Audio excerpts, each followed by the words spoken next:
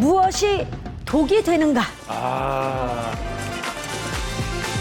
건강을 해치는 나쁜 존재들, 이 독처럼 작용하는 것들, 우리가 반드시 척결해야 할 나쁜 존재에 대해서 오늘은 좀 이야기를 나눠보도록 하겠습니다. 자, 먼저 이창용 도슨트, 병마와 싸우면서도 예술을 손에서 떼지 못한, 놓지 못한 위대한 화가가 있다고요? 그렇습니다. 병마와 맞서 싸운 화가들이 더러 몇몇 있기는 하지만 그 중에서도 가장 먼저 떠오르는 작가의 작품을 보여드리도록 할 텐데요. 자, 그림을 딱 보시면 어떤 느낌이 드세요? 그냥 색채가 강렬하다? 색감 예쁘다. 예쁘다. 정확하게 보셨어요. 그러니까 이전까지만 하더라도 그림이라고 하는 것은 형태가 중요했었고요.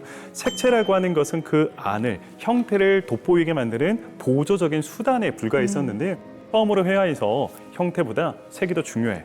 색만 가지고도 그림을 지어 올릴 수 있어라고 이야기했었던 화가의 작품인데, 그래서 색채의 마술사라는 별명을 가지고 있는 남자, 바로 앙리 마티스입니다. 마티스예요? 재미있는 건 원래 출신이 화가가 아니었다는 겁니다. 앙리 마티스도 어렸을 때부터 화가를 꿈꿨던 사람은 아니었어요. 아버지가 프랑스 북부 보행이라는 지역에 나름 사업을 좀 크게 하고 계셨기 때문에 우리 집안의 장남이 남들 앞에서 떵떵거릴 수 있는 그런 안정적이고 품위 있는 직업을 좀 가졌으면 좋겠다라고 제안을 하게 되셨고, 마티스는 아버지의 뜻에 따라 법률가가 한번 돼보도록 하겠습니다라며 실제 공부를 해서 파리 대학 법학과에까지 진학을 하게 됩니다. 자, 이후 법률사무소에서 일할 만큼이나 법률가로서의 삶을 쭉 이어가려고 했었는데 1890년 그에게 큰 사건이 벌어지게 되는데, 바로 앙리 마티스는 맹장염에 걸려 입원을 하게 됩니다. 그때 당시에는 항생제가 없던 시절.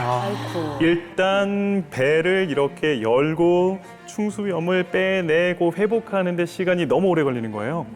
그래서 수개월간 병원에 입원해 있어야 하는 지경에 놓이게 되는데, 우리 병원에서 제일 곤욕스러운 게 심심한 거. 할 거 없는 거. 할 게 없는 거. 스마트폰도 없는데 이때는. 그러니까 뭐 하루 이틀도 아니고 몇 달을 계속 침상에 누워 있어야 하다 보니까 좀 너무 지루했던 것 같아요.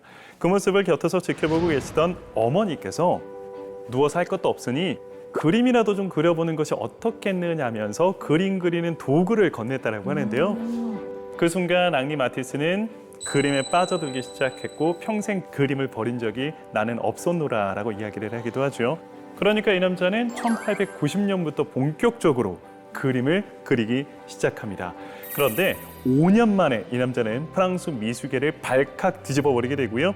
이후 1920년부터는 프랑스 남부 니스에 자리 잡으면서 꾸준하게 작품 활동을 이어나가게 됩니다. 그런데 1941년 72살의 나이가 되었을 때 또다시 이 앙리 마티스에게 청천벽력과도 같은 소식이 전해집니다. 바로 앙리 마티스가 대장암에 걸렸다라는 진단을 받게 되죠.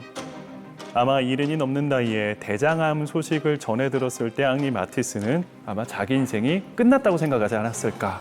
아마 더 이상 나는 붓을 들지 못하고 앞으로 영원히 예술 활동을 할 수 없지 않을까라는 그런 두려움과 상실감에 빠졌을 것 같아요.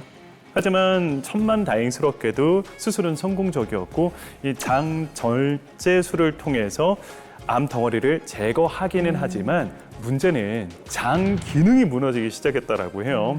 자, 장 기능이 떨어지다 보니까 음식물 섭취를 제대로 하지 못하고 영양분도 제대로 흡수를 하지 못하다 보니까 만성 빈혈에 시달리기 시작하고, 그러다 보니 체력은 점점 떨어지기 시작하면서 예전처럼 왕성하게 작품 활동을 할 수 없는 지경에 놓이게 되죠.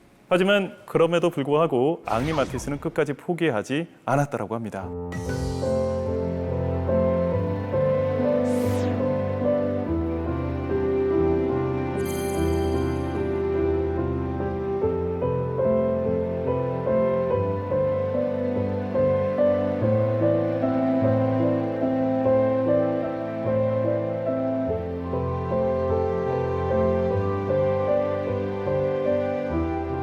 이렇게 앙리 마티스는 마지막 순간까지도 끝까지 포기하지 않고 작품을 이어나감으로써 병마와 맞서 싸운 예술가라는 칭호까지 얻게 됩니다.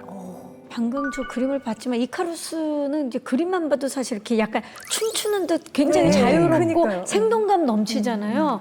그런데 그게 대장암 수술의 병상에서 나온 작품이라고 지금 이야기를 들으니까 그림 자체가 달라 보여요. 저는. 그렇죠. 아니 그러니까요. 대장 절제수 후유증에도 불구하고 자신만의 저렇게 예술 세계를 다시 만들어냈다 하니까 너무 대단합니다. 그쵸. 네. 이 마티스가 휠체어에 앉아서 그림을 그리면서 삶을 막 불태웠듯이 전쟁터에서 수많은 고통 속에서도 나라를 또 지켜내신 분이 있다고 들었어요. 누굽니까? 이분이 마지막 순간에 남긴 말이 있습니다. 나의 죽음을 적에게 알리지 말라. 예, 이순신 장군님인데요.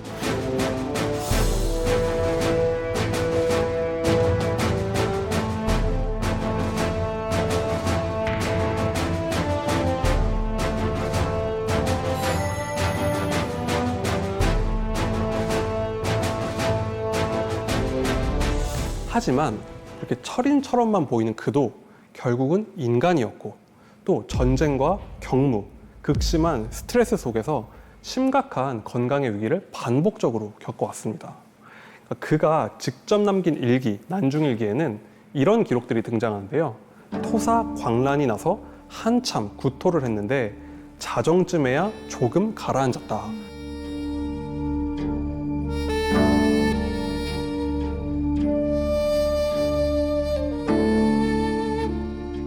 그러면 왜 이순신 장군 이렇게 위로 고생을 했냐 보면요.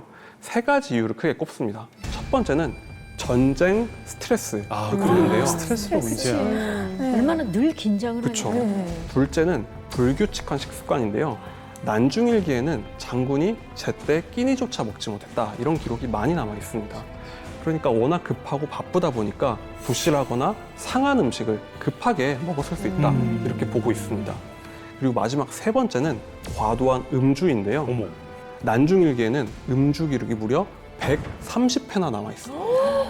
사실 7년의 기간이지만 굉장히 잦은 편이라고 할 수 그건 좀 있는데 의외다. 이거는 추정하건대 단순한 이런 기호, 술을 마시고 싶어서만이 아니라 전쟁터의 사령관은 수많은 부하 장수들을 거느려야 되니까 약간 위로 막 이런 그쵸. 것도 있겠구나. 결국에 위 점막을 손상시키고 만성 위염 그리고 장 질환을 악화시켰을 거라고 보고 있습니다.